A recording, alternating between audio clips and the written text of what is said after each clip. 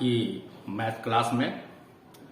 आज हम लोग चर्चा करने वाले हैं अभाज्य संख्याओं के बारे में कि अभाज्य संख्याएं क्या होती हैं। बच्चों, जैसा कि आप लोगों को मालूम है और आप पूर्व में प्राकृतिक संख्याएं पढ़ चुके हैं, तो प्राकृतिक संख्याएं क्या होती हैं और प्राकृतिक संख्याओं के भीतर अभाज्य संख्याएं होती हैं। तो उन अभाज्य संख्याओं को हम कैसे सॉर्ट आउट करते हैं, कैसे निकालते हैं, क्या उनका तरीका है, आज की हम इस क्लास में सीखेंगे। इसका एक प्रश्न आपके राष्ट्रीय आय एवं योग्यता आधारित परीक्षा में जरूर पूछा जाता है। आशा है कि आप गंभीरता से क्लास को अटेंड करेंगे और बिंदुओं को पहचानेंगे और जो की पॉइंट्स है उनको आप लोग नोट भी करेंगे। तो आइए हम शुरू करते हैं आज की क्लास। अभाज्य संख्याएं। अभाज्य संख्याएं, जैसा कि आपको मालूम है कि 1, 2, 3, 4, 5, 6 ये सभी जो संख्याएं हैं, ये सभी संख्याएं प्राकृतिक संख्याएं होती हैं। ये सभी संख्याएं प्राकृतिक संख्याएं होती हैं और इन्हीं प्राकृतिक संख्याओं में अभाज्य संख्याएं भी होती हैं। अब अभाज्य संख्याएं क्या होती है, तो उनके बारे में हम समझ लेते हैं कि अभाज्य संख्याएं क्या है।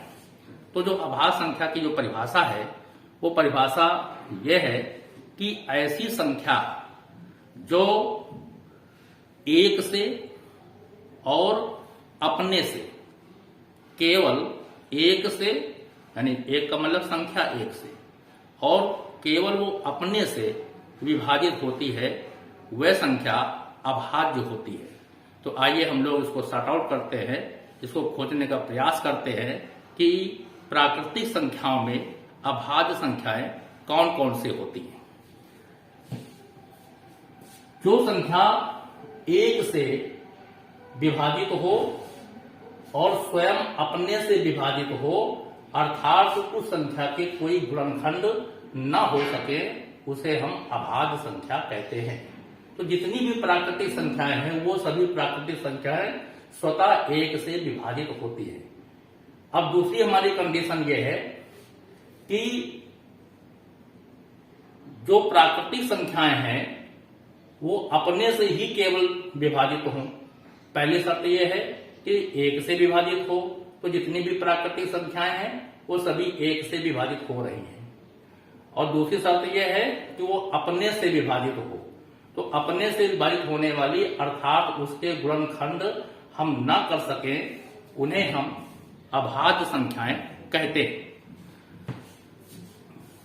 यहां पर देखते हैं कि जो दो संख्या है, दो केवल अपने से विभाजित होगी, 3 है वो अपने से विभाजित होगी, जो 4 संख्या है इसके गुणनखंड हो जाएंगे, इसलिए ये अभाज्य नहीं हो सकती।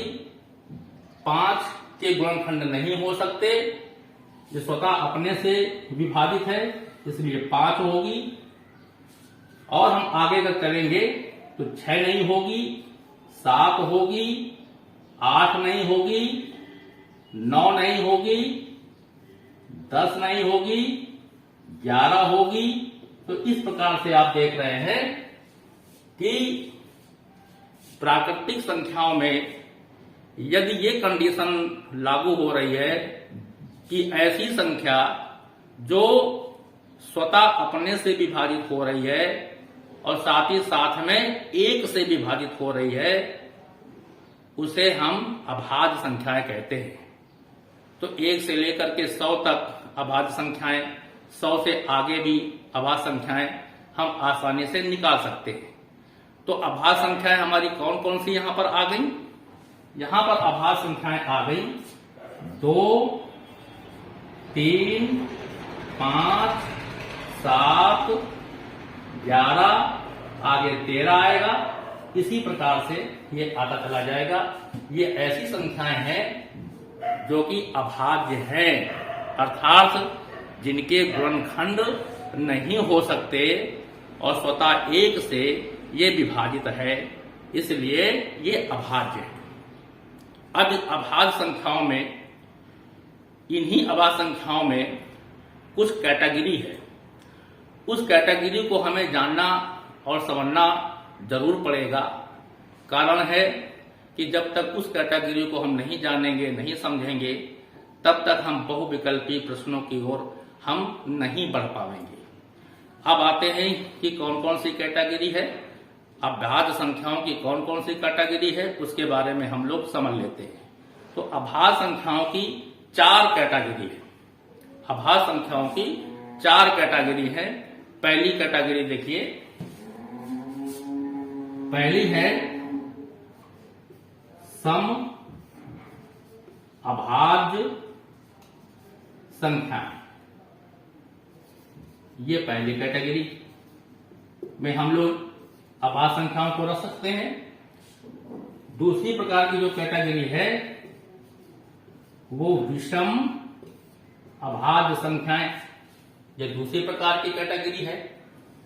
तीसरी प्रकार की जो कैटेगरी है वो है सह अभाज्य संख्याएं, ये तीसरी प्रकार की कैटेगरी है। और चौथी प्रकार की जो कैटेगरी है वो ये है कि जुड़वा अभाज्य संख्या।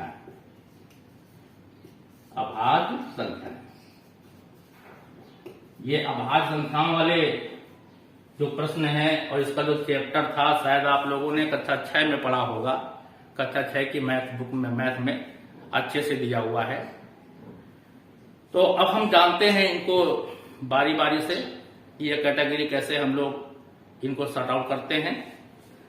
सम अभाज्य संख्याएं, पहली बात, कुछ बिंदु भी निकल के आवेंगे, उन बिंदुओं को हम लोग नोट भी करते चलेंगे। जो बिंदु निकल के आएगा उनको हम की पॉइंट्स कहते हैं।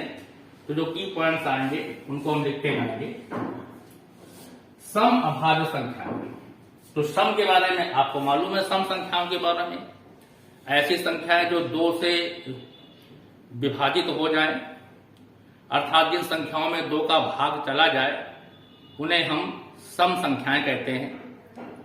तो जो आपकी अभाज्य संख्याएं हैं, उन अभाज्य संख्याओं में जिन संख्याओं में 2 से भाग चला जाएगा वो आपकी सम अभाज्य संख्याएं होंगी। अब गौर करेंगे, यहां पर एक बात, बहुत अच्छी बात निकल करके आ रही है अभाज्य संख्याओं के संदर्भ में। तो आप देख रहे हैं कि अभाज्य संख्याओं में केवल 2 सम संख्या है, इसके बाद में कोई भी संख्या नहीं है। केवल 2 सम संख्या है, अर्थात 2 एक ऐसी अभाज्य संख्या है जो कि सम है। तो हमारा की पॉइंट निकल के आया कि जितनी भी अभाज्य संख्याएं हैं, जितनी भी अभाज्य संख्याएं हम लिख डालें, सम संख्या कोई नहीं मिलेगी। सारी अभाज्य संख्याएं विषम होती हैं, केवल 2 के अतिरिक्त। तो कुल कितनी सम अभाज्य संख्याएं हैं? तो 1 अभाज्य संख्या है। इसका प्रश्न भी आपको मिलेगा। अभाज्य संख्याओं की संख्या हो सकता है प्रश्न में कह दे कि 1 से लेकर के 100 के बीच में आने वाली जो अभाज्य संख्याएं हैं उनमें कितनी सम अभाज्य संख्याएं हैं। तो आपका उत्तर होगा केवल 1 अभाज्य संख्या है, वो है 2। ये पहला की पॉइंट हो गया। आगे चलते हैं। विषम अभाज्य संख्याएं। विषम अभाज्य संख्याएं आप देख रहे हैं, इसके बाद में 3 आया है, 5 आया है, 7 आया है, 11 आया है, 13 आया है। इस प्रकार से ये सारी की सारी जो संख्याएं हैं वो विषम अभाज्य संख्याएं हैं। सम में केवल 2 है, विषम में 3 है, 5 है, 7 है एंड सो ऑन। अब बात आती है सह अभाज्य संख्याओं की, कि जो ये सह अभाज्य संख्याएं कौन कौन सी हैं। तो सह अभाज्य संख्याएं, पहले इसको हम समझ लेते हैं कि सह अभाज्य संख्याएं होती क्या है, इसके बाद तो हम निकालेंगे ना। तो सह अभाज्य संख्याओं की परिभाषा यह है, ऐसी 2 अभाज्य संख्याएं, ऐसी 2 अभाज्य संख्याएं जिनका मा सा पा महत्तम समापवर्तक, और चाहे कह दीजिए HCF 1 होता है। ऐसी दो अभाज्य संख्याएं जिनका महत्तम समापवर्तक या आप लोग बोलते हैं मासापा 1 होता है, वे दो संख्याएं सह अभाज्य होती हैं या सह अभाज्य संख्याएं कहलाती हैं। तो देखिएगा यहां पर सम और विषम को सीख गए। सह अभाज्य में हम अगर 3 को ले लें और 5 को ले लें, ये दोनों अभाज्य संख्याएं हैं, 3 और 5, और 3 और 5 का यदि हम HCF निकालें तो 1 आता है। तो 3 और 5 ये आपकी सह अभाज्य संख्याएं हो गई। तो जितनी भी अभाज्य संख्याएं हैं उनमें हम लोग सॉर्ट आउट कर लेते हैं और देख लेते हैं कौन कौन से जोड़े सह अभाज्य बना रहे हैं। अब इसके बाद में तीसरा जो चौथा आता है, जो चौथी कैटेगरी है, वो चौथी कैटेगरी ये है कि जुड़वा अभाज्य संख्याएं। जुड़वा अभाज्य संख्याएं, एक प्रश्न इसका जो है आया है किसी वर्ष में, सन तो नहीं मालूम हमको, लेकिन पीडीएफ देखी थी तो पढ़ा हुआ था क्वेश्चन। तो जुड़वा अभाज्य संख्याएं क्या होती हैं, तो इसके बारे में हम जानते हैं कि जुड़वा अभाज्य संख्या क्या है। इसकी परिभाषा बहुत आसान है, बहुत ही आसान परिभाषा। कौन सी परिभाषा है इसकी, क्या है परिभाषा?